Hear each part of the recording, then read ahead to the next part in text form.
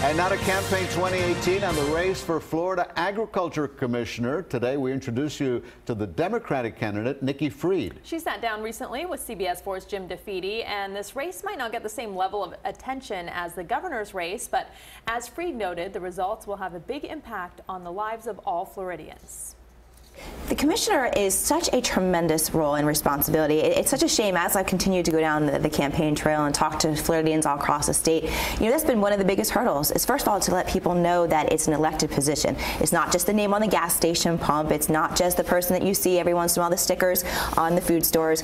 But this position is a $1.8 billion position in the state. It oversees everything from our agriculture to our environmental policies, our water policies, our energy policies, all of our consumer services. That's fraud at the gas station pump, our telemarketing scams, our concealed weapons permitting process, and a member of the cabinet. So it's everything from our clemency board, our government pensions, our land swaps. It is such a tremendous position that touches Floridians' lives every single day, and most people don't even know it's an elected position. So, because most people, usually people who are running for this seat are going around the state in cowboy boots and cowboy hats. Yes. You know, and thinking that it's just in the rural areas that need to pay attention to this.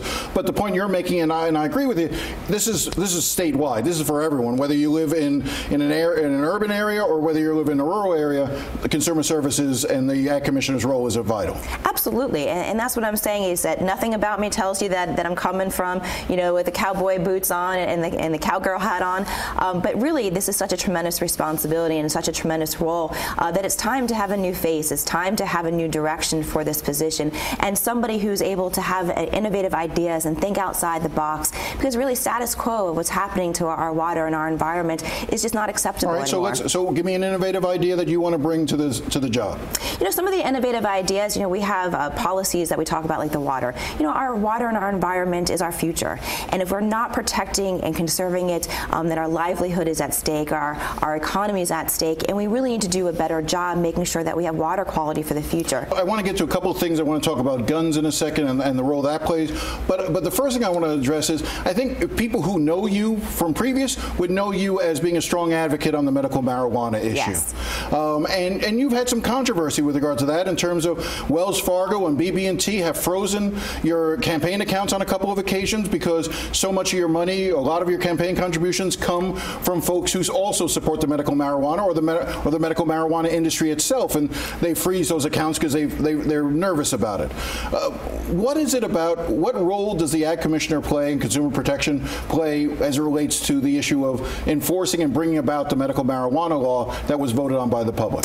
You know, first of all, just kind of go back, you know, BB&T and Wells Fargo shut down my account first and foremost because of my platform. That's what they said in all of their papers to us, is because of my platform of the advocacy of medical marijuana, because I've seen over the years of how much this is impacting people's lives, getting people off of opiates, getting them off of pharmaceutical drugs, giving them a better quality of life. That's what they first came after me at, which is just remarkable, because we know that, you know, elected officials all across the country are standing up to medical marijuana, and as far as advocates of it, and making sure that we're having medical marijuana across the country.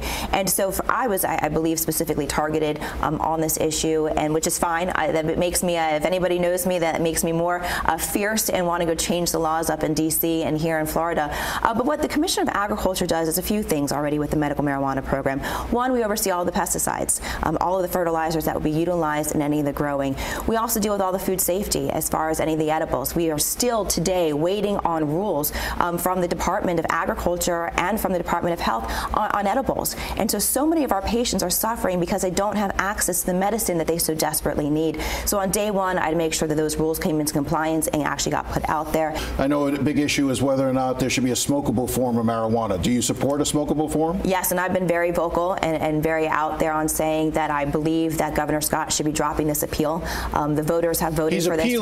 He's appealing whether or not to be able, he's basically fighting the idea of having smokable marijuana. Yes, John Morgan and a bunch of advocates have filed a lawsuit challenging the fact that the state legislature banned smoking, which means that a patient cannot have access to the flower, which means that they can't smoke it or even juice it, because a lot of patients need it for pure raw flower for juicing purposes. So Governor Scott has, has appealed the decision from the first DCA, and I have advocated for him to drop that appeal, because it is not about whether we believe that smoking is right or wrong. If a doctor and a patient believe that that is the best form of their medicine, then who are we to get involved with a medical doctor's opinion? We only have a couple minutes. I just want to go to the issue of guns, because Adam Putnam, the current commissioner, I think by all estimates mishandled the way that they were dealing with the background checks on concealed weapons permits.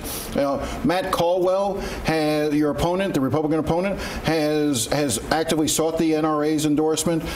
Previous folks who worked in that office said that they felt that they were working for the NRA, not for the people of Florida, in terms of processing these things and moving them along without doing the due diligence.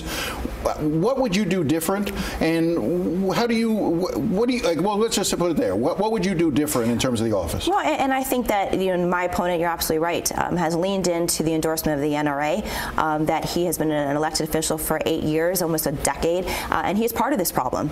And so you need new leadership, new ideas, new perspective. I come in day one and I make sure that the people of Florida feel that they are safe, that we have an obligation as public servants to serve the public, and we are the stopgap between somebody who should not have the right to have the weapon and a concealed weapons permit and the safety of the people. And so you go in day one and you do a systematic review of the entire department, saying where were balls dropped, where were things fallen, and change the climate of the office, saying this has got to be a priority.